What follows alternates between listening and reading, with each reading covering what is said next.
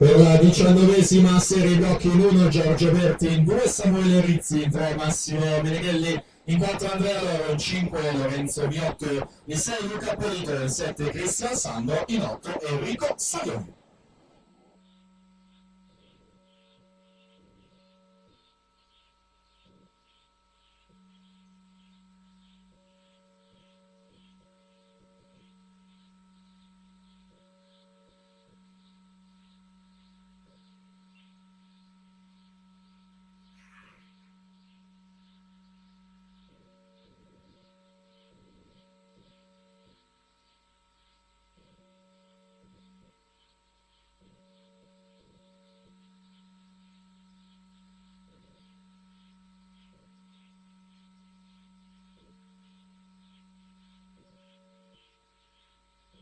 Matteo Scarco, portacolori delle tre piscine, 1-0-4 e 20 per aggiudicarsi la 20ª serie ragazzi alla partenza, la numero 19.